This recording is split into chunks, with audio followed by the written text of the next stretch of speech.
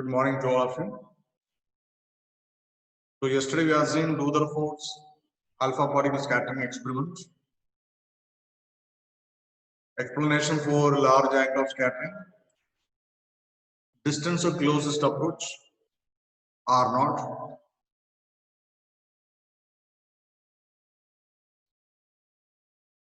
And today we are going to discuss with impact parameter.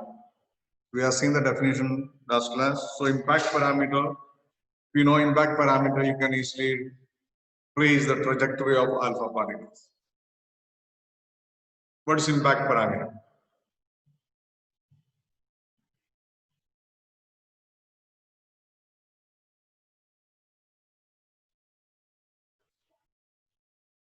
Is represented by V. So this is your nucleus. Entire positive charge is concentrated there. The nucleus is 10 or gold it is 79. This is the central line in the nucleus. Suppose an alpha particle is approaching the nucleus. And this is the velocity vector of alpha particle. Charge of alpha particle is initial velocity vector of alpha particle is the direction of velocity alpha particle. When it is far away from the nucleus, far away means there is no interacting force. So impact parameter is defined as the perpendicular distance of the velocity vector of alpha particle from the central line to the nucleus. This is big impact parameter. So you can see that impact parameter is less, the distance between the alpha particle and nucleus will be less when it is coming closer. So if impact parameter value is less, then distance is less, meaning force is more, then angle of scattering will be more. So impact parameter is a measure of angle of scattering. Impact parameter is more, suppose alpha particle is going far away,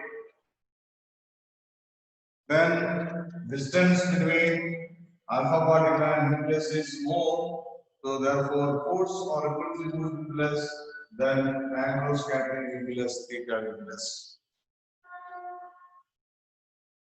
So this is the relation between impact parameter and angle of scattering. So you can easily trace the different alpha particle path. And Rutherford gave the equation for impact parameter. Impact parameter is 1 by the equation equal to 1.45 square cot theta by 2 divided by half mv square is the kinetic energy. So if you know the impact parameter, you can recognize what angle the scattering unit takes place. Half mv square is the kinetic energy of alpha particle that we are producing from the source, that is known to you. So you can find out V, and so easily you can recognize the value of it. So this is the relation between impact parameter and angle of scattering. So we are going to draw the trajectory for different values of impact parameter.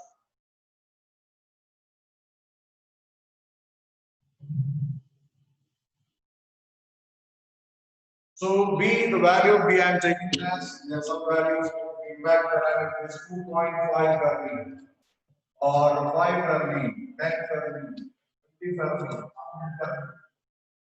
Fermi means 10 to the power minus 15. So what is the nature of the path? If B is equal to 0, that means an alpha particle is going directly towards along the center line to the nucleus. Where we are seeing the point distance of closest approach, and after that we turn theta equal to 180 degree. Maximum angle of scattering 180 degree. And suppose B is equal to 2.5 Fermi, so the alpha particle is coming in this way. When it reaches here, it experiences greater force, so it will be going in this angle. Theta is greater than 90 degree, large angle of scattering. When beta B is equal to, you are taking 10 Fermi, so a little more far away it is going. So there will be less force. This is the initial direction. It will be going to a smaller angle. Theta less than 90 degree. All right. Again, if it is going far away, suppose we are taking V equal to 100, and alpha particle goes here, the distance is far away, there is no difference, it goes along the same. So majority alpha particle goes straight without any scattering. That we have seen the observation. So this is the trajectory according to Rutherford. So we know how to find out R naught and we know how to find out the impact parameter. So what is the important conclusion is that, so these 2 points, that means impact parameter as well as distance or closest approach. The size of the nucleus is small compared to these 2 values, distance or closest approach and the impact parameter. So Rutherford experiment is a powerful way to determine the upper limit to the size of the nucleus. This was a board question. How can you comment about this? Rutherford scattering experiment is a powerful way to determine the upper limit to the size of the atomic nucleus. Because R naught value is coming about what 10 to the power of minus 14 meter 10 to the minus 15 depending upon the energy. So size of the nucleus will be slightly less than that. So it will be giving an upper limit for measuring the size of it. And it is of the order 10 to the power of minus 15 meter. So after all calculations studying this impact parameter, distance of closest approach and the nucleus, then Rutherford put forward his atom model. So what are the different postulates of Rutherford atom model? First one, every atom consists of a central core, tiny core, which we call it as an atomic nucleus, in which the entire positive charge and almost the entire mass of the atom are supposed to be concentrated. Entire positive charge is in the nucleus only, no other place. And almost the entire mass, because protons are more massy than electrons are very light. So in that nucleus, most of the entire mass is concentrated. This is the first postulate. Second, Rutherford gave the size of the nucleus is of the order of 10 to the power of minus 15 meter, which is far less than the size of the atom, that is 10 to the power of minus 10 meter, that was given by Thomson. And third point, atom is electrically neutral, that also Thomson point. So he also introduced that. Atomic nucleus is surrounded by a certain number of electrons. Around the nucleus, some electrons are there. And atom as a whole is neutral. So total negative charge of electron is surrounding the nucleus is equal to the total positive charge number. Next point, number 4 is, so where can be this electrons? So he incorporated this idea with planetary model. Because planets are revolving around the sun without any problem, planets are not going to fall into the sun.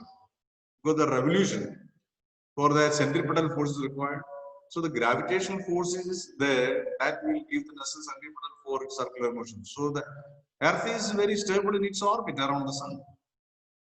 So he introduced planetary model for electrons too.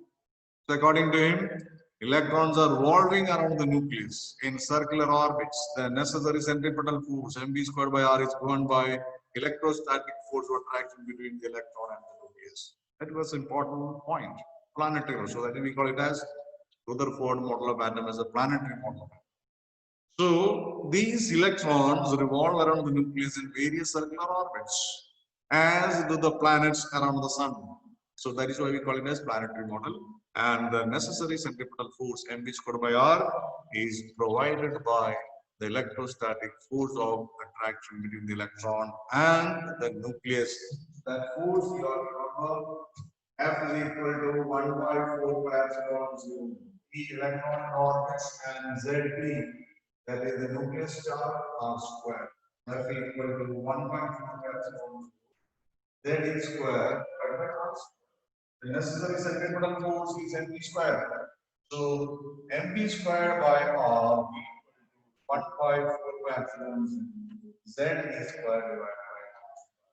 So this is according to the Rutherford.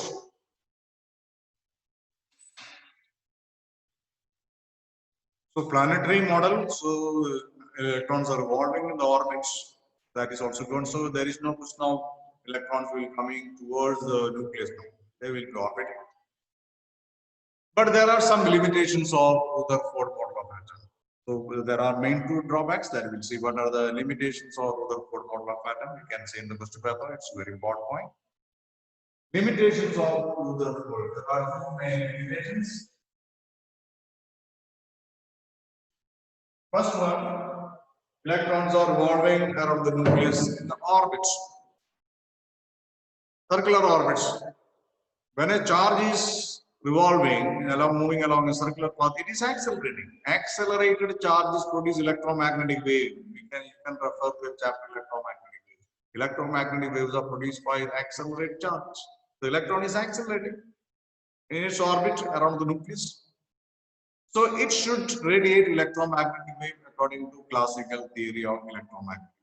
Once electromagnetic waves are out, then its energy will decrease.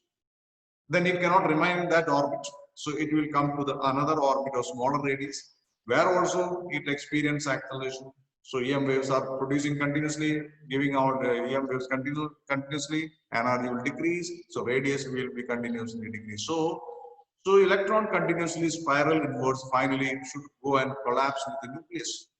But that is not happening, not observed. And there was no answer from Rutherford. Rutherford could not explain this discrepancy. So this is your case. According to classical theory, that electrons are revolving and radiating electromagnetic waves. So energy decreases, the radius of the orbit decreases, finally should go and collapse of the nucleus, but this is not observed. Atom is stable. Rutherford could not explain this. That was a limitation. And this was explained by Bohr. So it's a new author. So this was explained Bohr. And second thing is that experimentally we observe so many particular frequencies. Corresponding to different frequencies, we obtain a line spectrum. But whenever electron is revolving, so continuously they are giving the frequency electromagnetic wave according to classical theory. Before classical theory, this accelerated electron should emit EM waves of continuous frequencies, different frequencies. So we get a continuous spectrum. We should get a continuous spectrum as per Rutherford. But we are not getting a continuous spectrum of many wavelengths, but we get a line spectrum. They are constant, well defined. So Rutherford could not explain that. On the way, we are going to see the line spectrum produced by hydrogen atom. So that was, so Rutherford could not explain. So these are the main two limitations that you have to read. So next is Bohr's atom model, especially for hydrogen atom. So he combined Rutherford model atom and Max Planck's quantum theory to put forward Bohr's atom model. This is especially for hydrogen atom. Okay. So Bohr combined Rutherford model of atom, classical ideas with Max Planck theory. Max Planck quantum theory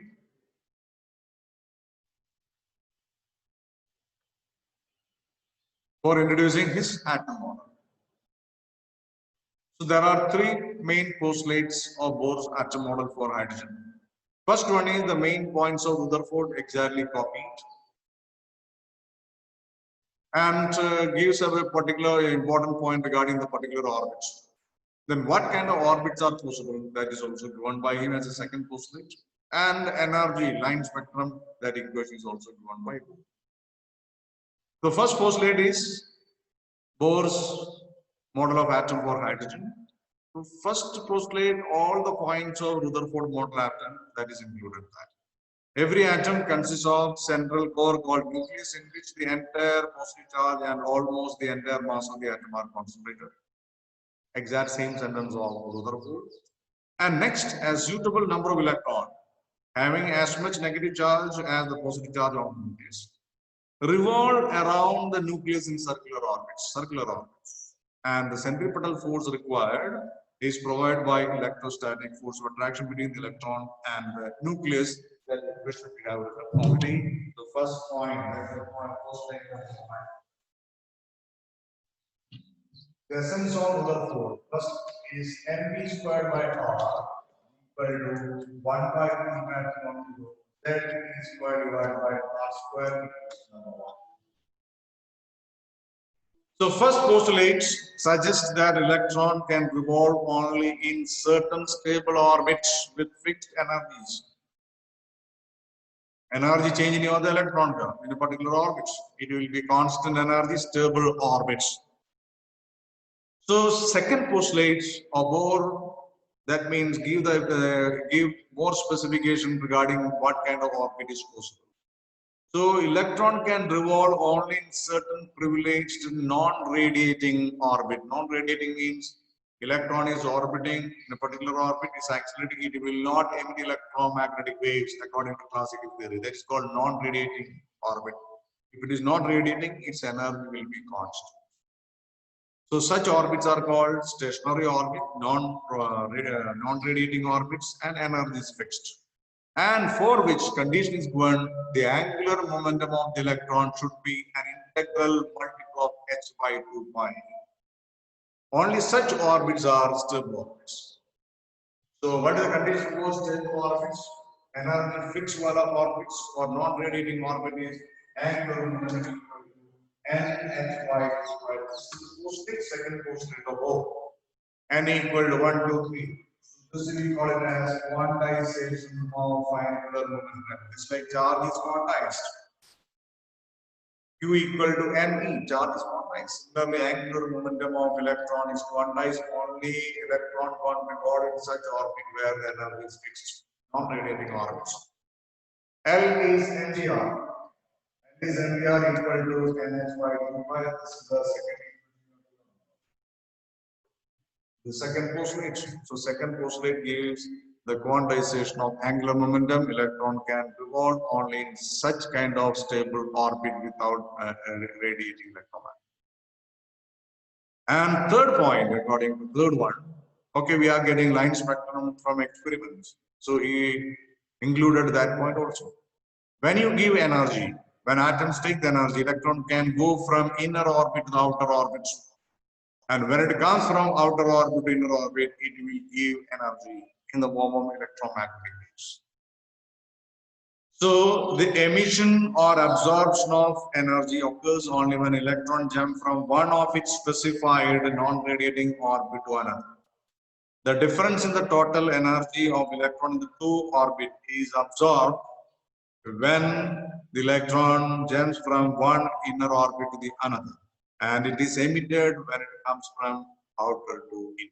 If E1 is the energy level of the inner orbit, any inner orbit, 1, 2, 3, etc., and E is the energy of any outer orbit. If an electron comes from E2 to E1, then the difference E2 minus E1 will be emitted as electromagnetic wave minus E1 exactly. So this we are going to see in the spectrum of hydrogen spectrum, Lyman series, Balmer series, etc. So these are the three equations, E2 minus E1 equal actually. These are three postulates of Bohr. Very, very important.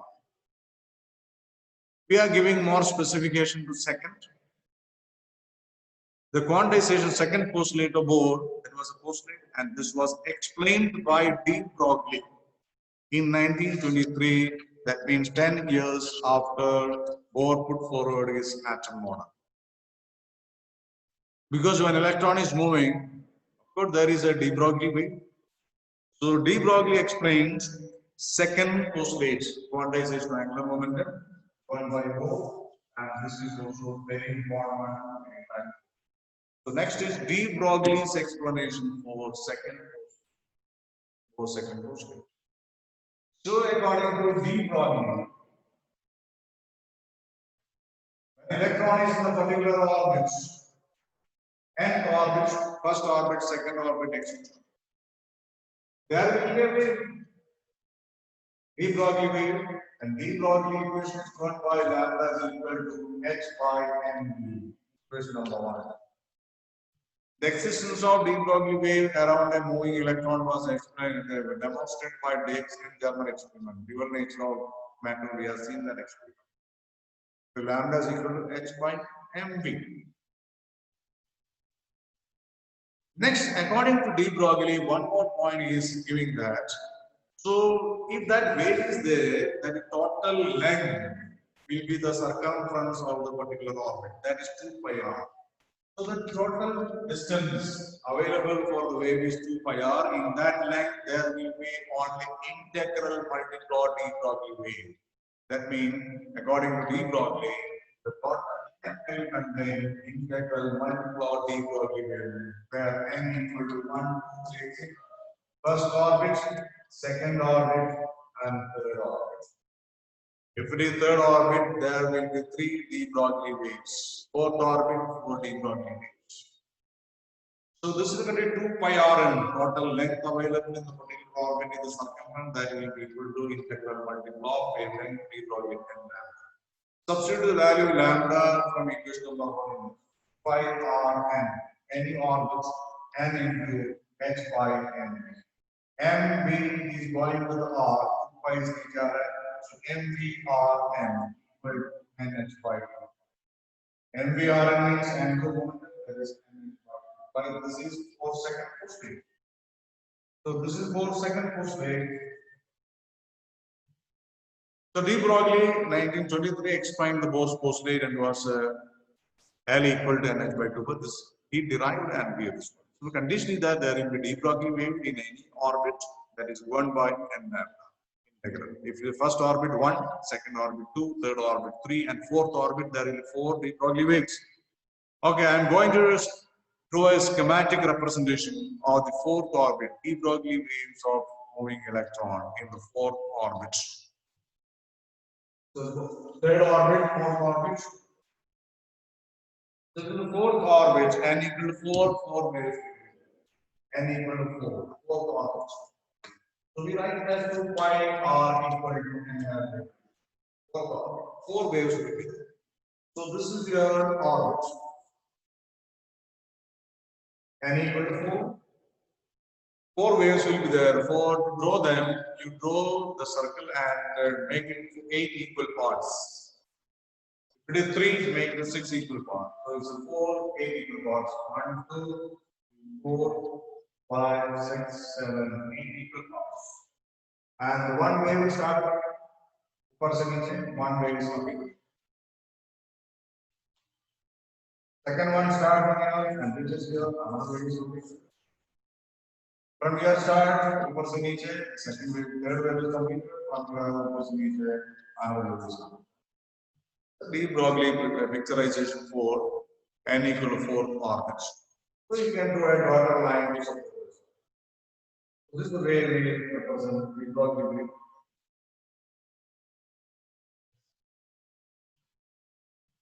N equal to 4. Very important. Similarly, n equal to 3 also you can draw it. So where you make 6 equal to 3 waves will be there. You can draw yourself this now. Make a circle, make it equal 6 equal parts and 3 waves you can complete. So both are both this one, n equal to 4, n equal to 3.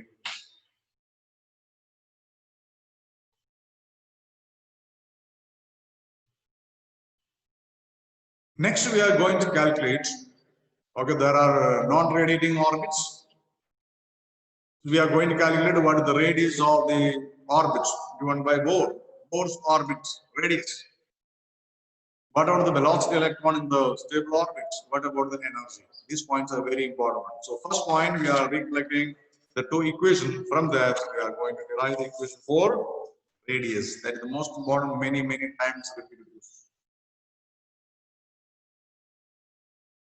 Radius of both orbits.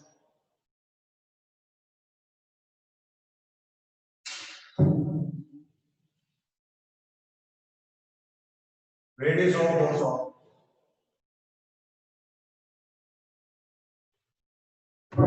We take the first two equations. First one is mv squared by r equal to 1 by 4 times 1 2. That is squared divided by r. So the centripetal force is gone by electrostatic force of attraction. And equation number 1. Second equation is mvr equal to nh by. From here, you take the value v is equal to ns divided by pi n naught. Question number 2. So we take the value v from the second equation, and a second equation v is the substitute. Substitute the value v into the equation number 1. So it will be converting into equation of r. We'll get the general. So instead of v, substitute the value there m into v value. So it will be equal to n square divided by 4 pi square m square r square, and all divided by b is 1 there, n square divided by 4 pi square last one r here. This is equal to 1 by 4 by epsilon 0 z e square divided by r square. So we can cancel many times. One m will be cancelled. And r square cancelled. And the 4 pi square is here, and 4 pi is here. So 1 pi also we can cancel, and 4 also we can cancel. And what will be the value of r then? So 1 r can be asked to cancel, r is on the right side, and r the value is equal. Here it will be there n square h square. You are getting n square is 1 by 4 by epsilon 0. There is no need to cancel that. Instead of 1 by 4 by epsilon 0, we write it as a. That will be convenient. So 1 by 4 by epsilon 0, we write it as a. 9 in 10 over 9, so we are not going to cancel it. Let it be there.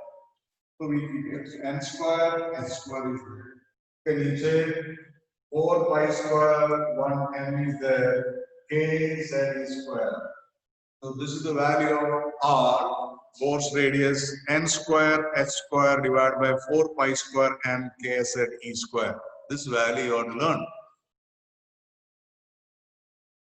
And h is a constant, you know the value of 4 pi square m, also you know k value, e value. Substitute all the values of constant. Except here n square is not a constant and z is not a constant. So calculating the value r equal to n square by z, and we get the value as 0.529 into 10 to the power minus 10. This is the calculation. When you substitute all the values and calculations, you have to write this value as 0.529 10 to the minus 10. 10 to the minus 10 we write as r equal to n square by z into 0.529. So by getting this, we can calculate the radius of any orbit. Radius of any orbit. First orbit of hydrogen atom. When you say hydrogen, z equal to 1. This Bohr's model can also be used for hydrogen-like atoms. Even for helium, lithium also use कर सकते हैं. When you say helium, 2 लिखना, lithium में 2 लिखना. So for hydrogen atom, first orbit, z equal to 1, n equal to 1, so r1 equal to 0.529. This is called Bohr's radius. Bohr's radius. So similarly, you can calculate second orbits. It will be n2 square, 4 times. Third orbit, 9 times of this value. So it is not equally spaced. Radius is directly proportional to n square. So the ratio R ratio, 1 ratio 4 exponent. So the orbits, the non-radiating orbits are not equally spaced. Is this? First one is 0.529 angstrom, second value you know, multiply with 4. Third value multiply with 9. Fourth value multiply, so they are not equally spaced. Non-radiating orbits are not equally spaced. So this is the radius of Bohr's orbits, and this value, general value of radius, you have to remember, that is n square h square divided by 4 pi square m k z e square. And next is the velocity of, so you can calculate any orbit radius. First orbit we call it as Bohr's radius, 0.529 times. Many times repeated here. Next, from this equation we calculate what we velocity of electron in the first orbit, second orbit, etc., and energy. That will continue in the next class.